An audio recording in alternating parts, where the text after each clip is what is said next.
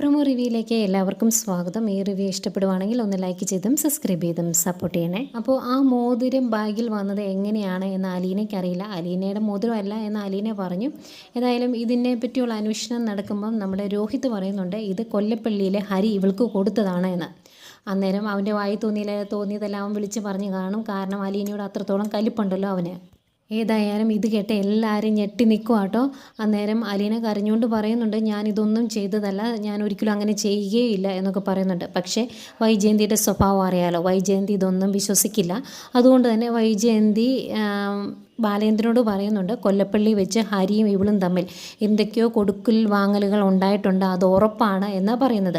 അത് കഴിഞ്ഞ് റൂമിലേക്ക് കയറി വരുമ്പം മുത്തശ്ശി പറയുന്നുണ്ട് ഇല്ല അങ്ങനെയൊന്നും അവൾ ചെയ്യുകയില്ല, ആ ഹരി 2-3 പ്രാവശ്യം ഈ റൂമിൽ കയറി വന്നിട്ടുണ്ട്, അതുപോലെ അലീനയുടെ ബാഗ് തപ്പുന്നത് ഞാൻ കണ്ടതാണ്, തെറ്റ് ചെയ്തവനെ രക്ഷിക്കാൻ വേണ്ടി നിരപരാധിയെ എന്തിനാണ് ശിക്ഷിക്കുന്നത്, ഇത് കൊള്ളാം എന്നൊക്കെ പറഞ്ഞ് വൈജയന്തിയോട് ദേഷ്യപ്പെടുന്ന മുത്തശ്ശിയും കാണിക്കുന്നുണ്ട് കേട്ടോ.